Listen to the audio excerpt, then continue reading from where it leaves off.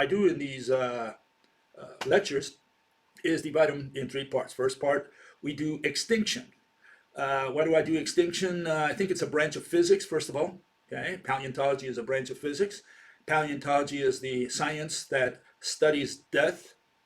Okay, paleontologist is a necrologist, a medical examiner. He's got to tell us how species in the past died. And the reason I've included in my lectures is because the mathematicians who rule the world of so-called science, they believe we're going to live forever. They all think we're going to get out of this planet, conquer maybe, I don't know, Mars first, maybe Venus, and then move on, maybe to other planets in the solar system, eventually to another star, and eventually we conquer the whole galaxy. And that's a little different than what I think is going to happen. I used to believe that, by the way, so I'm guilty. But I've changed my mind. After reasoning, I'm saying we're not ever going to reach the nearest star.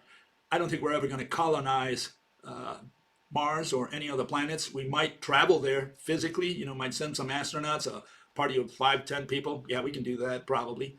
Okay, I don't even think we're going to be able to do that, but I think it's within our possibilities. We would be able to do something like that given enough time. Okay, and so I don't think we're going to go out of the solar system, and I don't think we have to wait for the sun to explode before we die.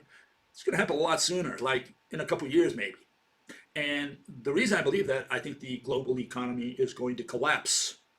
When, not if, but when it does, then we have nothing to trade.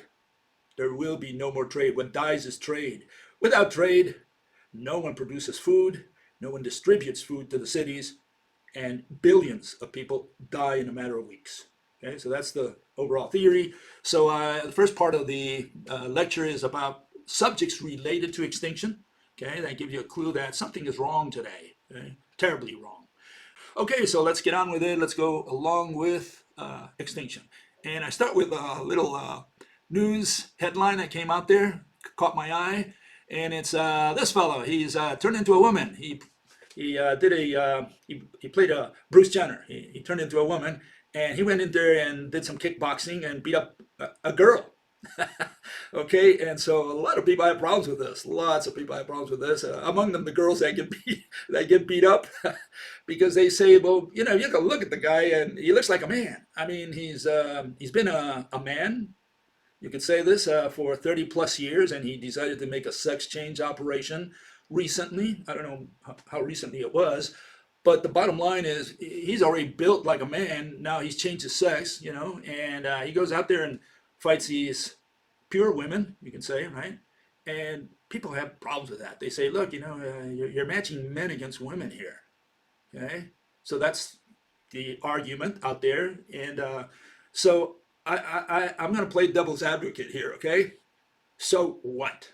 Why don't we make all sports unisex? Is there a problem with that? Boxing, American football, soccer, you name it, hockey, wrestling, weightlifting, javelin throw, discus throw, the whole works. Let's make it unisex. No differences. And you say, well, Bill, that's unfair.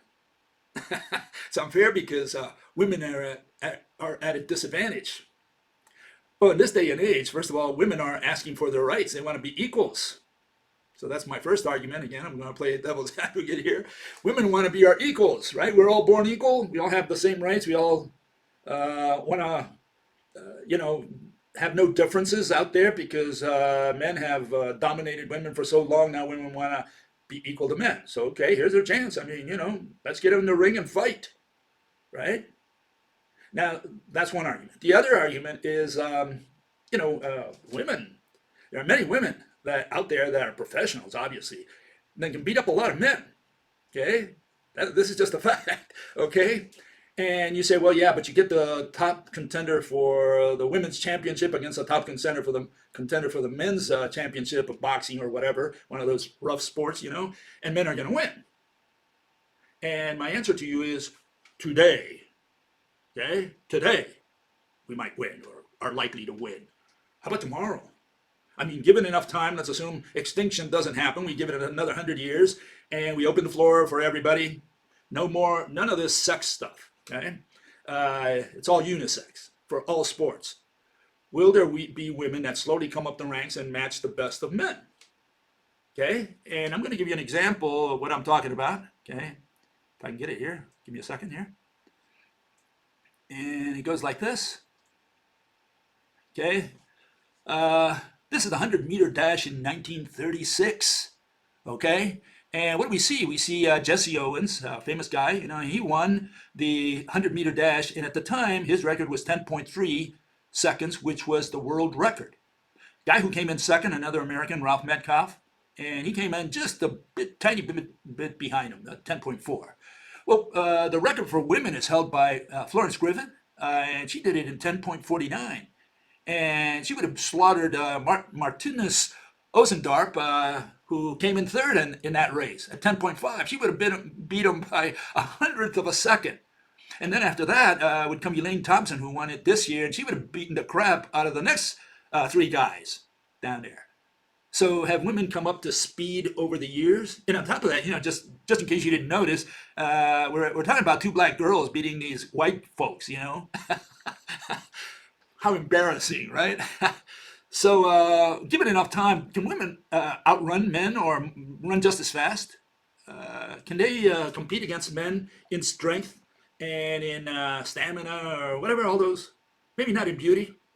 Men in beauty contest could be, you know, the way the world's going. But I mean, we have a situation here where women have come up the ranks. Women have matched a lot of the records that men in the past held as, you know, as sacred.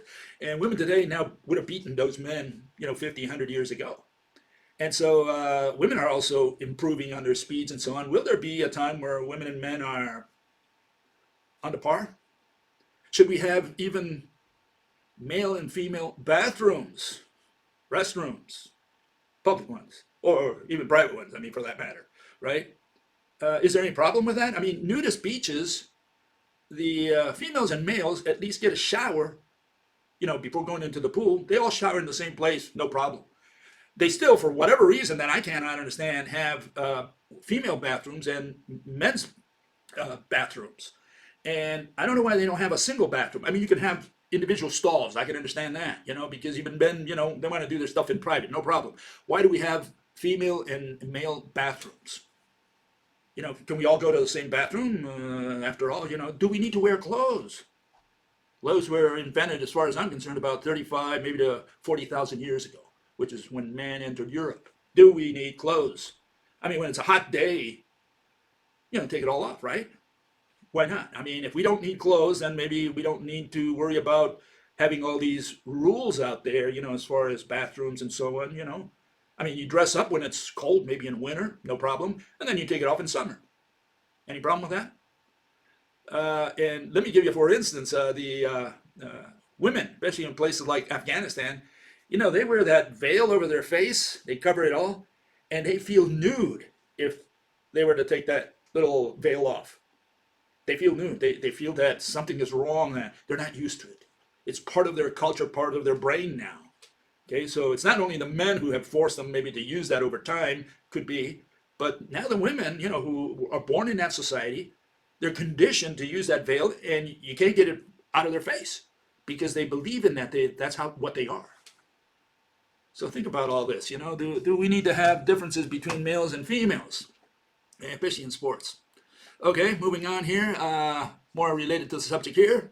And the reason I'm raising that is, you know, given enough time, maybe, just maybe, women will catch up if we give them enough time. Maybe it's too late. Maybe extinction will happen before equality happens. And that applies also to racism and so on. You know, I think we're working in that direction. Will we ever reach that point where women are equal to men politically, salary-wise, et cetera, et cetera? Will blacks be equal to men, especially in places like the United States? You know, will there be total equality? And I don't know. We may not have enough time for all that.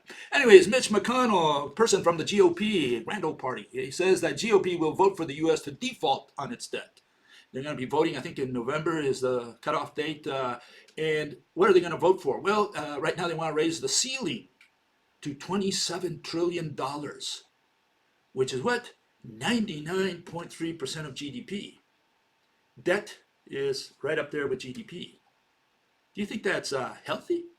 Are we going to continue for the next 100 or 200 or 300 years with GDP being at or below the level of debt? And I'm picking on the United States, but almost every country is there, okay? Every country, debt is climbing for all governments, reaching that plateau where it meets GDP. And so the question is, what do you think of that? Do you think this is healthy? Do you think this is normal? This is something we can handle, no problem? Or is this something new where debt is just outrageously out the door, over the hill, so to speak, completely uncontrolled? And what every government does, because really every government does it, every time they come in, they go to Congress and they say, look, we got to vote a new limit. And so all they're doing is devaluing the coin, which is what's going to, I think, take one of the trends that's going to take to the worthlessness of the dollar, of money itself. And again, the only empire that where it needs to happen is the United States. Once it happens there, we're all done. Okay, so we're taking this to the limit where at some point money will have no value because what you're receiving is debt, not assets. Okay. Anyways, that's food for thought. Just throwing it in there so that all you economists who are experts in economy can answer the question. Okay, here's another bit of news. I'm not going to read all that. Just want to mention that they've discovered, okay, apparently anonymous, the people with the faces, and they found out who's behind Proud Boys. Found out a whole bunch of names. And the question for you is whether this is this anonymous. Is that the government? How about the Proud Boys? Are they the government? Okay. Are we having here some stuff that we don't understand, that we don't know, that is used to as part of policy on the one hand, and also to recruit people one side or the other, or gauge the population, see which way they lean? Is this manipulation where the politicians or whoever out there, maybe it's the Illuminati, the New World Order folk, the elites, whatever you want to call them, are they behind all these groups?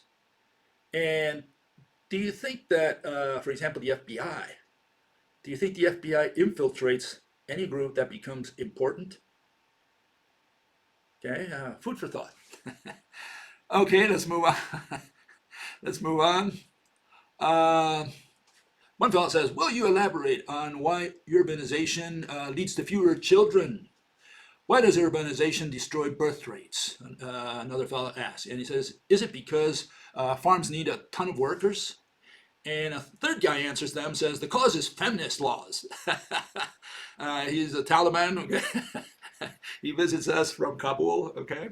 And a fourth guy here, he comes in, he says, the reason people don't have children is culture.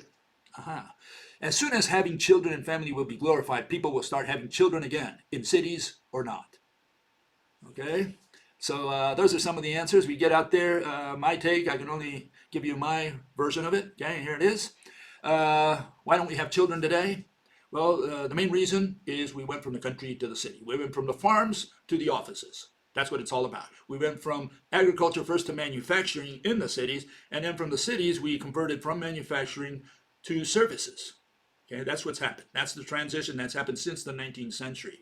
And so these are the variables that I throw at you, okay, for you to ponder. Crowdedness is one. Density-dependent birth rates, that's number one.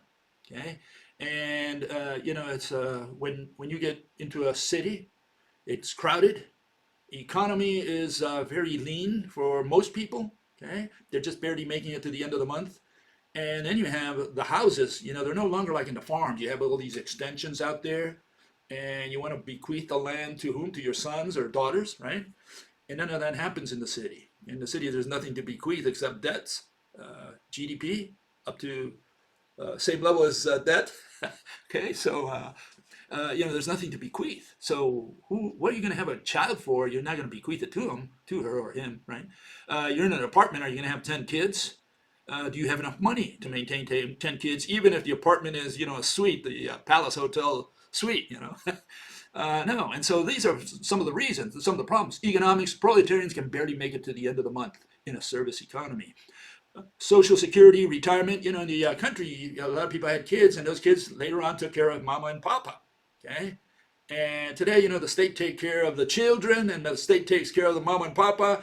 So the working people don't have to worry about those things anymore. Okay, so again, no more social security that's dependent on children, on your kids. Okay, nothing to bequeath. Again, culture, freedom from shackles. I mean, the culture changes, and couples, wherever there are couples, long-lasting couples, they want to travel, they want to do stuff, and a kid just holds them down. The kid's an anchor. Okay, so this is a problem as well. No purpose for having them. In the old days, they had a purpose. Again, sometimes the kids inherited. They also took care of mom and papa. That was their social security. There was a reason to have children, aside from the type of life. These people were out there farming. And what did they do for fun? There was no radio, no TV. Okay, you figure it out. Okay.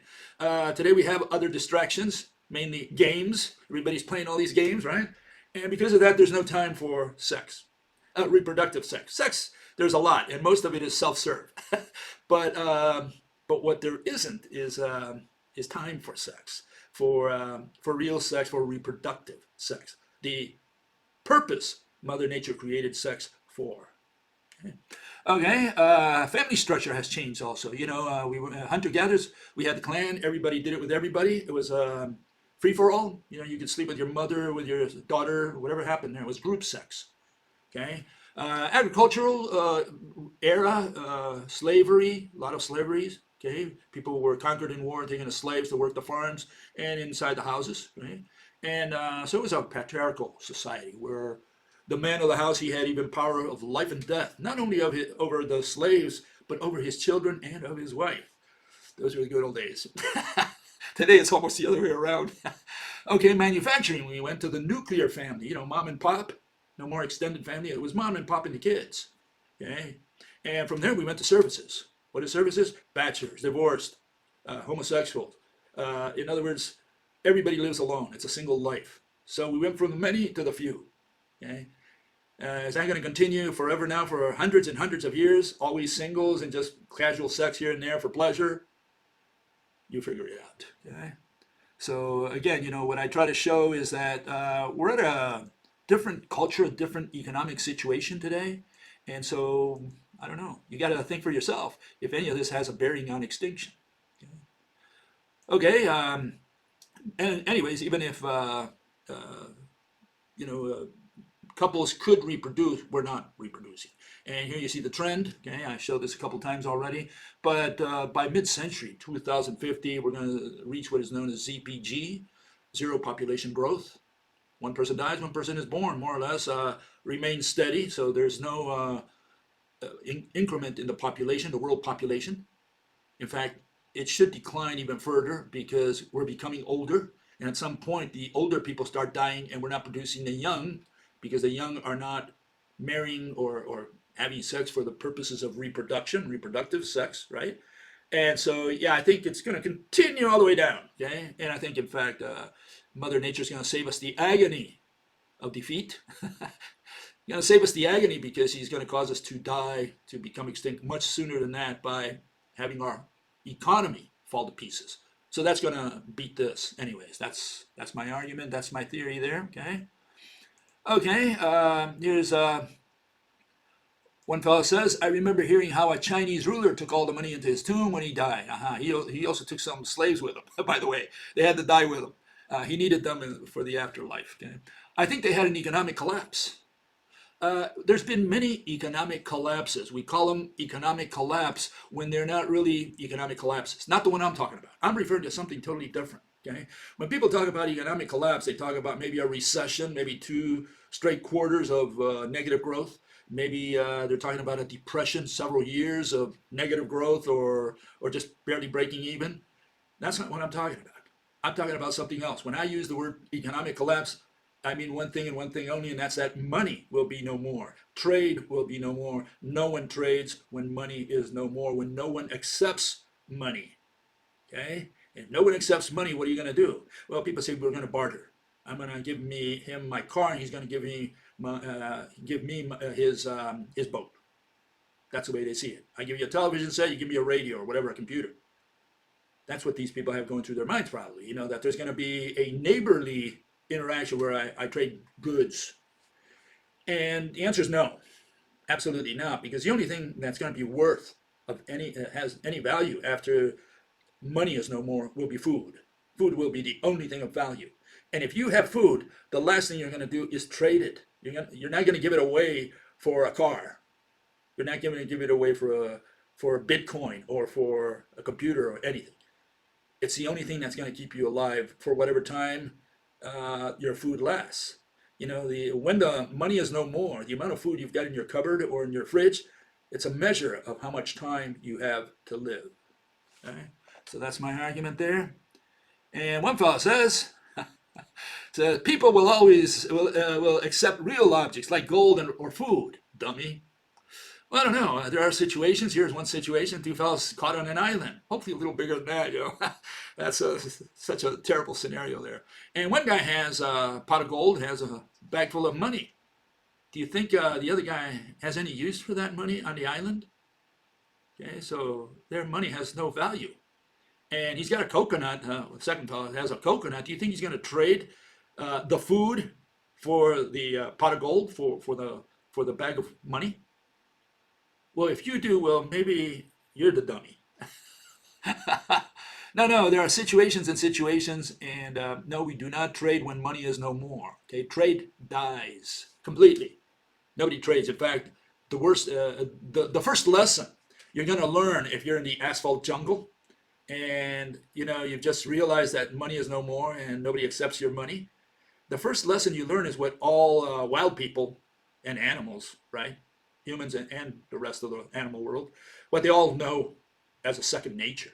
And that is, you don't trust anyone. You don't trust anyone. You can't go out there and trade because you're trading your life. Okay? I hope that sinks into somebody's head out there, okay? You don't trade in the asphalt jungle. Once money is no more, trade is dead. Okay? If you have food, you don't trade it. And if you have something else, nobody will trade it for you. And if you go in there and insist, you're trading your life. That's the way it works. Okay, so no, trade dies when money dies. Okay, fellows, I think the same fellow. Dollars are currency and not money. It's not hard to understand. Let's look at the definitions. Okay, so we know if it's hard to understand. Apparently, this fellow has a tough time understanding this. Currency, medium of exchange, otherwise known as money. What is money? Medium of exchange, otherwise known as currency. Okay, money has relevance only as a medium of exchange, as currency. Otherwise, money has no value whatsoever. It's abstraction. It's in the mind, not out there. Okay? And science, we only define we only have one definition per word. Okay? So no, we do not. If currency and dollar or money are synonyms, well, then we only have one definition for them. Okay? We don't have 10 definitions for the word object. We have a single definition for the word object. We don't have 10 definitions for the word exist. Okay? There's only one definition for the word exist. Those two words are critical in physics to give a physical interpretation. Okay, another fellow says, well, it looks like Karl Marx was right. Capitalism was going to blow up. We've got what is called a mixed system today in every country in the world, beginning with North Korea all the way to the United States, from Russia all the way to Cuba, from China all the way to South America. All countries are running the same way. They have what is known as a mixed system. And the mixed system is to different degrees, okay? Some countries have a little more capitalism, and other countries have a little more socialism. But they all are, if not already, they are working towards having health care, more or less subsidized by the state. And we have schooling, which is subsidized by the state. And Social Security, your retirement, that's also done by the state. Okay, every country in the world almost has that. Maybe there's one I missed, I don't know, but I think they all have it. Okay, so every country has socialism, and every country has trade also. Even in Cuba, I mean, I've been there several times, and there's this black market. You can't stop people from trading, and so if especially food in Cuba, they do trade food. And they trade food because we still have a world running with money, okay? That's why food can be traded still, okay? But they trade food, and so what do they trade? Well, It was strange because when I went there, I bought a family a whole bunch of meat. They hadn't seen meat in months. And I went to one of these diplotiendas, as they're called. They call it diplomatic tiendas or stores. And only people with passports can go in there and buy. And so I had my passport. I went in there and I bought a bunch of meat. Bought also Coca-Cola they hadn't seen since the 1950s. And I took it to these people. And so we had a great party, etc. But all the meat, I bought too much meat. And their freezers didn't work, etc., etc., etc. And so they fixed the problem very easily. And you learn a lot. What they did, they went to all the neighbors, and everybody's neighborly over there, and they just gave the food away. They gave the meat away. And so I give you a pound of meat, right? And now you owe me a pound of meat whenever meat comes back to our barrio, to our store, because you can only buy at a given store in Cuba. You're registered at a given store. You can't go to this other store over here because you don't like what they have over here. First of all, they're all the same, so it wouldn't matter anyways, but you're tied to one store. And so when food comes in, like real food, like meat, then Joe says, hey, you owe me. You owe me because I gave you a kilogram or a pound of meat sometime back. And so that's the way they do it. And it's called trade. So did Pol Pot have a right idea? Liquidate the cities. That's Mr. Pol Pot there. And no, he didn't liquidate the cities. He liquidated the critics. That's what he did. Supposedly, Pol Pot killed or caused the death of up to 3 million people in Cambodia. I didn't even know there were 3 million people in Cambodia. But he caused the death of many people. And he took all these people from the cities, like this gentleman says here, doctors and so on. And he says, you're going to the country. So he more or less evacuated the professionals from the cities. He gave them a shovel and says, go work. Go do some real work. And he got all these people out into the country, and a lot of them died of disease and different, a lot of them were shot because they refused to follow orders and so on. And so big mess. So yeah, I don't know if the solution is to evacuate the cities. I don't think you can do that anymore. Okay, I don't think there's going to be, the cities getting less dense. It's the other way around. Cities will become more and more dense until the whole thing collapses. This is my take on this. Okay, I think once the whole thing collapses, then yeah, it's like all the rats leaving the sinking ship. They're all just going to go out there into the country and look for stuff to eat. But until the collapse of money, I think the cities will just grow. Okay, what will not happen, as far as I'm concerned, is the colonization of new cities. We're not going to found new cities. Maybe one here, maybe one there, but I mean, we're not going to create new cities on the planet. Tons of them. If anything, what's going to happen is in small towns will grow a little more than they did in the past. People from the country will flock to villages first. Maybe those will turn into to towns, and from towns to cities, something like that. That's the best I can imagine there. But for new people to go out there in the middle of nowhere, in the middle of the desert, especially the young people, and say, we're going to found a city. This is like the Christopher Columbus kind of thing. You put your flag for the Queen of Spain down and you say, I claim this land for me. And you go there with hundreds of others and you found a city. Not going to happen again. The age of colonization is over. No one is going to do that anymore. Governments are not going to sponsor that for sure. They've got bigger problems. They got debt problems, right? GDP problems. So no one's going to do that. And the only exception that I know that I can vouch to myself is that the United States creates cities or enlarges little towns by putting prisons. So they put a federal prison, right, in a little town, and suddenly all these services pop up all around it, and the little town grows into a city. And the United States has been pretty good about that. It's found a lot of cities that way by increasing the sentencing guidelines, the sentencing, the penalties. So instead of 10 years for possession of cocaine, they'll give you 25 years, really, for trafficking, right? And they'll give you 25 years. So now you stay there for a little longer, right? And so now you have more population in the system, and now you need to take care of that population. So now you created a way of enlarging the cities. Okay? And especially, in my case, I was at Eloy. And Eloy if you look up Eloy, the town of Eloy, you'll see how much it grew after 1990, which is, when I was visiting Eloy, and the town grew. And you'll see the percentages, how the population grew in Eloy. It grew, why? Because of the prison. Okay? So it's a smart way of increasing for the government, for the politicians, to use the drug trade to populate cities. Okay? So keep that in mind. Now, of course, that was immigration. In other words, people migrated from other towns in there. But you get the point. The point is that when people go to a little town, there's more chances also of young people going in there and reproducing. That's my point. Okay. Okay, here's another issue. Fellow says regarding the transition of economy, hunter-gatherer, agriculture, manufacture, service. You said that after service economy, all there will be is unemployment. Okay, I also say that service is unemployment. Services are unemployment. If you work in services like computer programming, internet, like me, you're unemployed. Okay, let that be clear. Why are you unemployed? I'm saying you're unemployed because you're not producing anything. The service economy per se does not produce anything of value, real value. What's real value? Well, go up there with God and sit next to God, okay, and look down on the earth. Whatever's constructed, whatever you can see, whatever you could touch if you had the power of God, right? That's what exists. Concepts do not exist. Love does not exist. Intelligence does not exist. Those concepts do not exist. Exist an object that has location. What are the objects? We have boats, we have cars, we have airplanes, we have houses, we have highways. All that exists. Okay? Because you can touch it? No, because it has location with respect to Jupiter. Okay?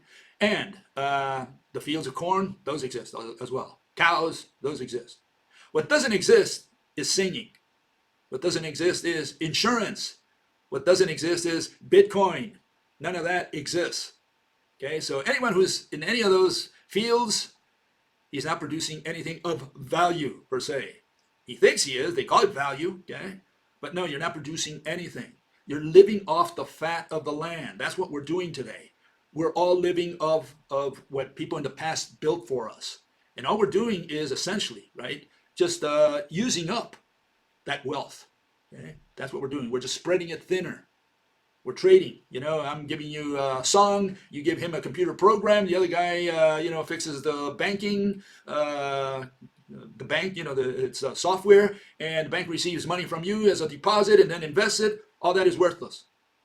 Worthless, just like I'm saying, worthless. You haven't produced anything. The only time it becomes productive is when it translates into food or something tangible, such as a new road, a new house, etc. Okay. Otherwise, we have a world, services is unemployment because it doesn't produce anything. And I know a lot of people say, no, it produces value. There's no such thing as value. Value is also nonsense. The only real stuff is what exists, physics. All these concepts that are floating around there, they don't exist, okay? Those are ghosts. Okay, but in the off chance that the economy managed to transition to another type of economy after the service economy, what kind of economy would it be? Hypothetically speaking, of course. Okay, so here it is. I've shown this in the past, but here for this gentleman, okay? This is the economic modes through the ages. We were hunter-gatherers for maybe 200,000 years, rounding off. 10,000 years, we were farmers, agriculturalists. First part, we were there as subsistence agriculturalists, subsistence farmers. Then we moved into trade, okay, so we became commercial farmers. Well, about 200, 300 years ago, okay, so-called industrial revolution, we started transferring people from the country to the cities. They built machinery for the country and made all country work much easier, much more efficient, and that kicked more people into the cities. And that whole process is known as the Industrial Revolution. I call it manufacturing. We went into the manufacturing age. Okay, and then from there on, what was it, about around 1980, at least the United States, Sweden, and some other countries, for the first time, services took over from manufacturing as the number one contributor to GDP and also the number one employer. Okay, more people started becoming white-collar workers and leaving the blue-collars behind. But again, I'm saying that's services is unemployment. But anyways, even within that, all we can do is maintain that artificially. And what we do, we create services that we don't need. And the only purpose of that is just to move money around. Again, what is money? It's an abstraction. Okay, we don't. If you're just gonna pay money for someone singing, neither you, neither the singer produced anything. All you did was give some paper or maybe just transfer a number to their account, and the person sang. And so when all that's over, God looks down there and says, okay, so what did these two people produce? unless he's got memory. He says these people haven't been doing anything for the last 8 hours. One guy just transferred a number and the other guy sang, and all that was gone with the wind. Okay, so it's important to know qualitatively what our economy, how our economy is structured. Okay, someone says intuition says babies and intelligence are not artificial creation, because I say that life, the word life, especially the words living and alive, I define them. And what I'm saying is that something that is alive has to be an object that is natural. It cannot be artificial. It can't be something we made. Okay, it's got to be something that Mother Nature made. Okay, that's my argument. Okay, right now I'm just going to put it as a rule, as a law, but you're welcome to disagree and have a different version. Okay, and this is what this person is insinuating here. Yeah, they are man-made objects. We make kids, right?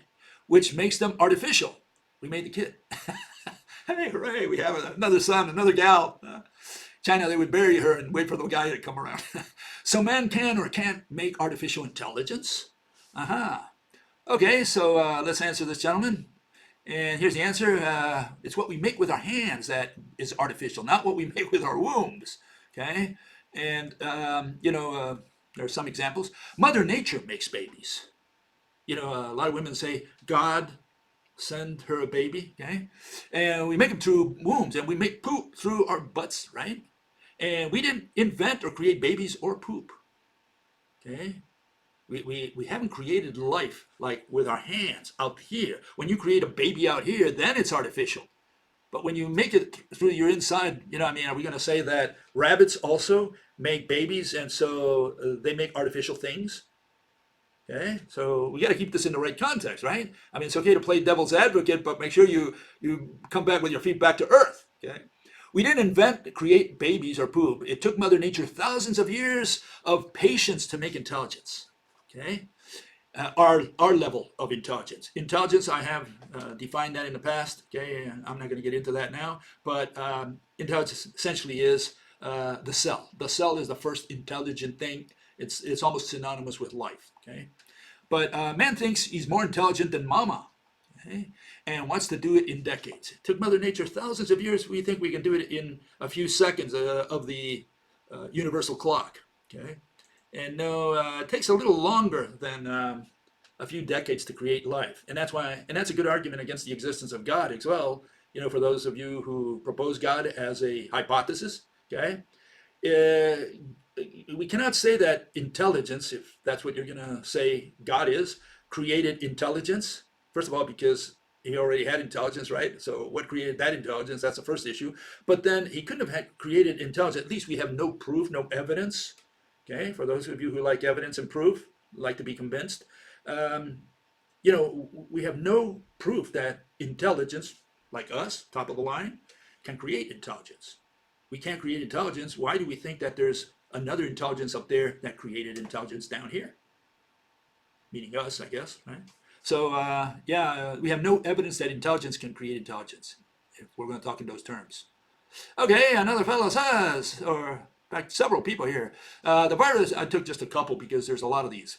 The virus does not exist, says. For one reason, we all have an immune system that has known the virus for millions of years, regardless of whether it is a new variant. The immune system remembers its origin and can compare all variants with the origin and fight them off.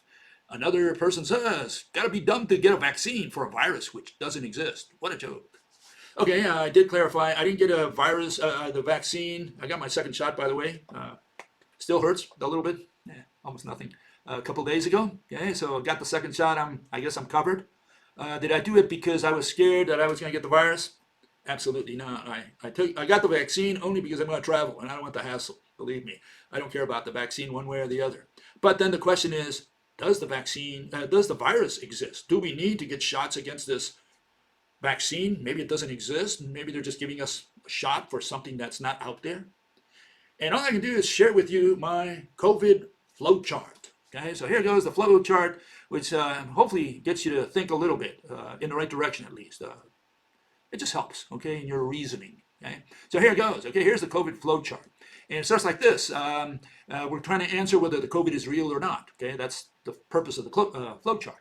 And if you're on the ultra right, ultra left, no need apply, okay? We're just going to use people who are open-minded, okay, here, okay? People who can think out of the box, okay? And so first question for you is, would Cuba, Iran, and other enemies of the American empire, right, supposedly one of the ones who is in on the secret, on the conspiracy, on the hoax, right, would they cooperate with the U.S. in this hoax? You know, and I can't get an answer to that question from anyone, okay? And until I get an answer to that question, you got to pass that step, okay? Otherwise, you know, you haven't said anything, okay? And if you say yes, okay, that these countries would all agree, the leaders of these countries who are enemies of each other, that they would put their weapons aside, all their quarrels aside, and say, okay, for this, yeah, we're all going to agree. We're going to invent this inexistent virus. We're going to tell each one, within our countries, we're going to tell our populations that there's this ravaging disease out there, and we got to do something about it. Well, if you think that happens in the real world, we have to take your voting rights away from you. You don't have enough mental capacity to vote, to understand what politics is about. Okay, that's my take on that one. And let's continue with the flowchart here. If you answered no, then you're a little closer to rationality. And here's what continues. Are there people so mean and greedy that they would have created the bug to take over the world? Well, I mean, you know, there are people who are greedy and mean out there. And, you know, if you answered, no, well, I've got a building I can sell you, you know. I think you're quite naive, okay? But if you answer no, and we continue and says, could it be that someone created the bug knowing, right, that there is no solution to the impending economic collapse? Okay, so they create this bug as a diversion, tactic. Okay, and so they say, look, we can't fix the problem. Look, it's all going downhill. All we can do is create more money, and at some point we're going to have a crisis that we can't solve, which is creating more money. And so what do? Well, why don't we create the bug? We create the bug, and we tell people, look, we got this problem. Everybody's got to lock down. We got to wear masks. If you're going to travel, you got to get the vaccine. You know, the whole works, right? Yeah, that's possible. We have to consider it within the laws of probability and possibility. Okay, that's the first one. And then, well, would China become complicit in this hoax? Okay, in light of the fact that China intends to be the next empire. Okay, do you think China, again, would cooperate with the United States, Russia, Iran, Cuba, North Korea, the whole works? Do you think that would happen? Would all these countries agree that, we have a big problem with our global economics, and we just got to fool people for a few more years, either to take over the world and keep our privileges, or just stretch it as long as we can? Do you think they're there? Do you think the powers that be in China and Russia and the United States, especially those three countries, do you think they already know that the world is coming to an end? I don't think so. I haven't seen the theory anywhere. My theory that there's going to be an economic collapse. What I see out there is something which is misleading, and people confuse with my theory. And I keep getting a lot of people who send me letters telling me about it, but I know it by heart, and they're missing the point. These people, the folks out there, think it's a question of resources. They think it's a question that we have too much population on Earth. We have 8 billion people on Earth, and we don't have enough resources, metals, food, etc., to feed them, to keep the world running. That's what they think. They think it's an issue of resources, and whenever there's such an analysis, the first thing they do is introduce irrelevant stuff altogether. Climate change. Oh, look, climate change. We're displacing all the wild animals. Look, all the animals are dying all around us. We're in the 6th mass of extinction. So they bring stuff that has nothing to do with the subject matter at all. It's like a jack of all trades. They cover all bases. So they say, so every time they have the theory, they cover all the bases. See, oh, look, climate change. Oh, we have the 6th mass extinction. Look, all the animals that are dying, all the plants that are dying, all the species of plants that are dying. We got to do something. Peak oil, they have all these arguments. And then they throw on top of that the fact that, the population on Earth is, we're beyond help because we have too much population in the world already. There are not enough resources to keep such an increasing population going steady. And so this is the issue. They throw everything in there and they haven't hit it on the nose. It has nothing to do, this whole thing has nothing to do with resources. It has to do with our economic system. You can't keep borrowing money forever, creating money to pay debt and creating jobs that don't exist, services. That's the problem. You can't keep creating concepts, which is what services does. Okay, it's all here in the mind. It's all abstract. You can't create concepts and creating jobs for people saying, oh, I created a job. And what you created was a concept. You said, okay, you're a singer now. Okay, that's my job. I sing. And so the person sings, he gets a salary, and with that he buys food. Okay, and what we're doing is simply feeding money into the system and not producing anything real, which are the tangible things out there. Okay, the things we can see and touch. Those who say that exist and see and touch, this is the moment where you have to apply that see and touch. Okay, so yeah, it's those things that have shape and that have location. Those are the things we're interested in as far as when we talk about wealth. Right now, we're not creating wealth, at least not fast enough. What we're doing is living off the fat of the land. We're living off what our forefathers made for us. Okay, now the fellow says, all the countries don't have to agree for it to be a conspiracy. Oh my God.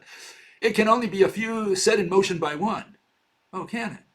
The response would be, and is uniform. No, these are just statements. He hasn't shown that that's the case. Okay, it is very easy to imagine a bunch of rich bastards sitting around a table to come up with a plan for domination. They do it all the time. Yeah, that second statement doesn't prove the first one, or doesn't support the first one. Okay, and yeah, they can sit around and conspire and create hoaxes and false flags, all that stuff. No problem.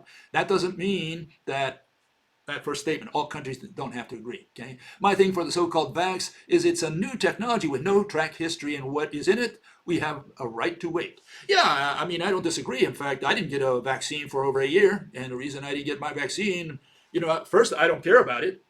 Second, I'm not in contact with so many people out there, and so again, and like I mentioned in the past, there's a difference between the person who has to work and works with a lot of people, especially in crowded places. That person has a different situation than the guy who's unemployed or on welfare or Social Security, retirement, like in my case. And those are different situations. And so I don't have to worry because I think statistically the chances of me catching that virus are slim. That's the way I look at it. Okay, is there a virus out there? I think there is because again, I don't think all these enemies would agree on a hoax. Okay, that's the main one. Unless you can answer that question, you don't have a foot to stand on. Okay, but once we can see the virus, am I worried about it? No, I'm not worried because again, the chances of me catching that virus are slim. Even if I catch it, maybe I have automatic, natural defenses, and if not, well, I die. In my case, I'm 69, going on 69 this year. So, I don't have too much to live anyways. And so if I die a little earlier, all that happened was I drank less beer. That's it. So my situation is different than yours. If you're 20 years old and you work with a lot of people, well, you might be a little more worried than me. Okay? And again, the only reason I got my shot is not because I vouch for the people up there who gave the orders. Nothing like that at all. It's just because, these people are hassling everyone who travels in. So, I don't want the hassle. That's it. Okay, and final issue, fella says, definition of life. Again, Bill, who laughs at irrational biologists for thinking menopausal women who stop reproducing are no longer alive. Well, no. Yes and no. In a way, yeah. And I'm saying that the problem here is that the establishment, biologists, they have to this day no definition of the word life. In other words, they don't know what a thing that is alive is or means. You know what that word means? They can't define the word alive. They don't know what a living thing, entity is. And biology is what? The study of living entities. And so if you don't know what a living entity is, what kind of biologist are you? And so they have created all these properties, I guess you could say, or attributes. It's a person who can reproduce, grow, blah, blah, breathe, etc. And none of those apply to all living entities. That's the problem. And so they don't have a definition. They have all these things. Well, you know what I mean. No, I don't. Because you got the wrong definition. So I have a definition, but this person doesn't like it, or he complains about it, or plays devil's advocate on it. Okay, no problem. But doesn't look at himself in a mirror when his organisms stop living, when they stop flying, jumping, climbing ladders against gravity, and go to sleep. So let's put the definition of life of the establishment here so we can compare side by side. Okay. And it goes like this, says life, the condition that distinguishes animals and plants from inorganic matter. Yeah, okay, and what is that? Including capacity for growth, reproduction, functionality, activity, la la la la la. Okay? So they just mention a bunch of properties that not all animals have, but they say this is the best definition we've got.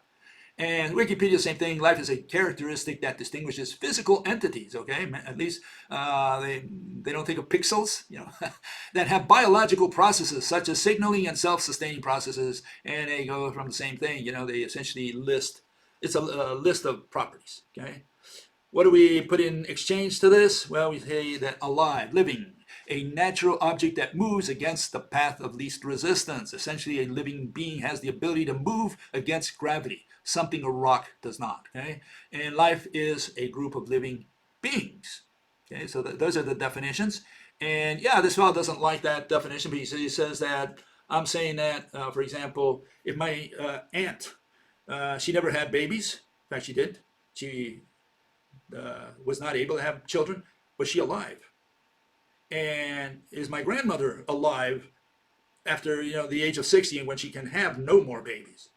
Okay, so obviously having children is not a criterion that should be used to define the word living, and so this is what this fellow is making fun of. But I'm saying the first entity that we can call living, alive, is the cell. Okay, the cell is the first living entity. DNA is not alive. Virus is not alive.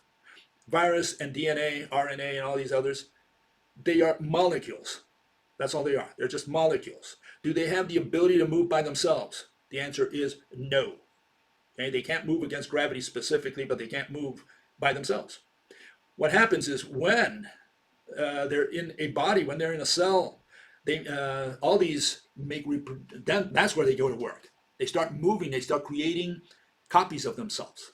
Okay, and at least that's the theory. Okay, and so that's when viruses and molecules move chemically and otherwise. Okay, electromagnetic motion, van der Waals forces, etc. So that's when they start moving. The cell is the first entity that moves on its own, and so it doesn't matter if you're sleeping or not. Your cells are moving. Okay, inside your body. Not so the rocks. Now, you can take it as far as you want. You can say, well, do atoms move inside rocks? Or are they so rigid that they don't move? And yeah, the answer is atoms, expand and contract. Okay, so is an atom alive? And yeah, you can take it as far as you want. We have to use a word life in order to have biology, the study of life, okay, explanations in the living world. And so we have to have a definition for that. And the definition, again, is that which can move against gravity. That's the only difference between a living entity and a rock. Okay. Now, why do I exclude artificial things? Airplanes fly, balloons float, etc., and they move against gravity as well. Yeah, because if you want to include it, again, I say no problem. Go ahead, include it, but you better have some use for it, for that definition. This is not a question of defining for the sake of defining. It's a question of defining so that we can use the definition for some purpose in science. And so we distinguish artificial things from living things because we're used to the word living referring to what Mother Nature made. And that's why I exclude all artificial entities. Okay. Now, you want to include it in there, no problem, but make sure you have a reason to do so.